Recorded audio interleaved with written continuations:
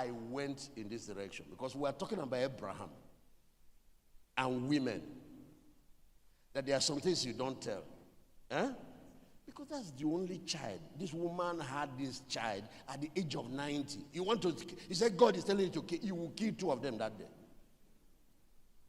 So there is something the book of Joshua added. The same record. That is interesting. What did Abraham tell Sarah that time you were taking Isaac? He didn't tell Sarah that I'm taking Isaac so that we can go and make sacrifice. She will ask, where is the lamb? You know what he told her? Abraham, Isaac, and Jacob have a place they send their children for mentorship to train them in priesthood. Guess where they send them? To the house of Noah. Do you remember that Noah lived for 950 years? Do you remember that? They see future generations. Almost 1,000 years. So Abraham went there for his own training. Joshua. So he told Sarah, I'm taking Isaac to the house of Noah so he can begin to learn priesthood and be trained for his future in ministry. And the woman followed them crying on the way.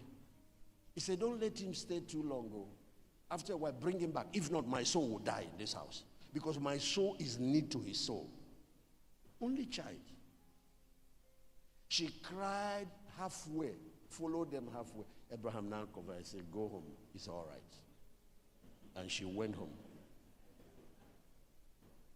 And then him and the boy and those servants started moving to Mount Moriah. That mountain where they sacrificed the boy. If he returned and that boy didn't come back with him, he would have buried his wife that day.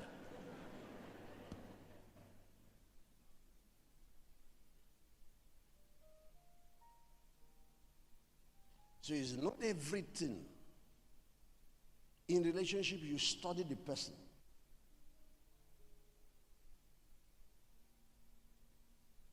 If your wife is the type that finds it very hard to forgive, it's not every matter in church.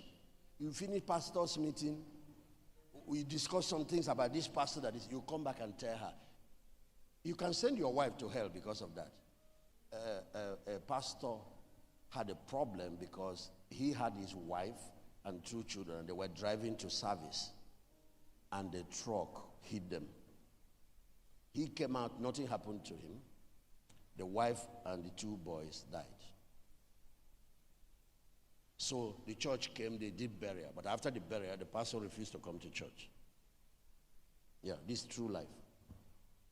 He refused. He was staying at home. Brethren were coming to encourage him. He said no. That God disappointed him. That God did not keep his covenant. So one Sunday, everybody went to church. He sat at home.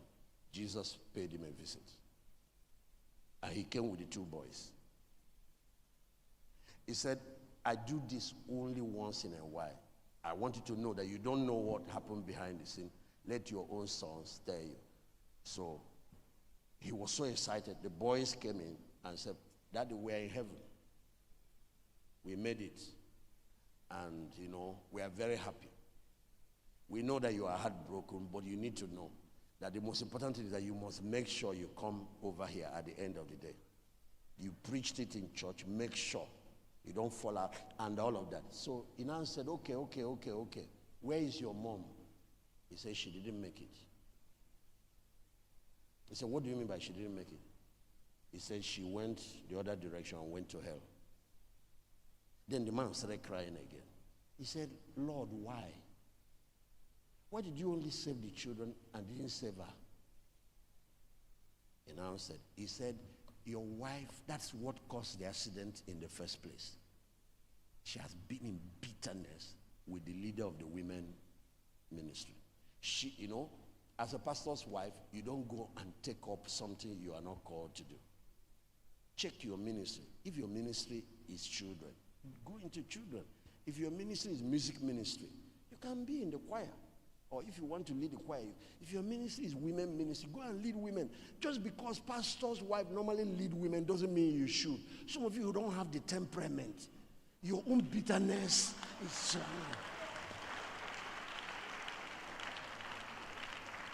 You can't forgive. You are troublesome. So God is trying to produce fruit of the Spirit in you. You go and take a ministry that is aggravating it. Because women, they are wahala plenty. He says, fight between. And she refused to forgive that woman. And the Lord kept talking to her.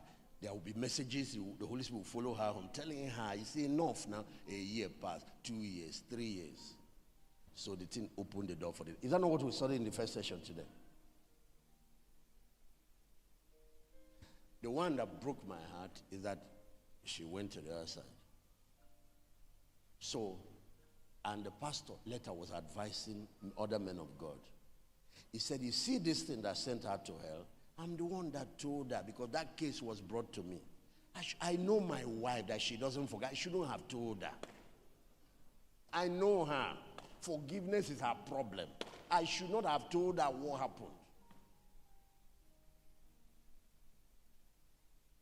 He said after the Lord left that I started bearing guilt again that I contributed.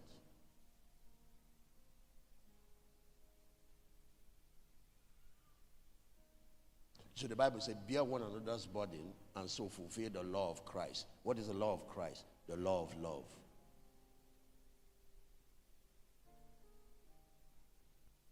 But another woman, she's like a warrior. She can even take things more than you, the man. See? So it's not a hard and fast rule. You have to study the situation. Just like what I said about managing money.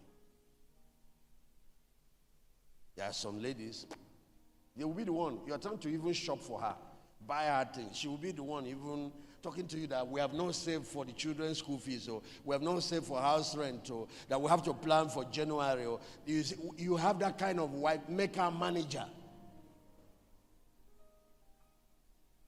of family resources.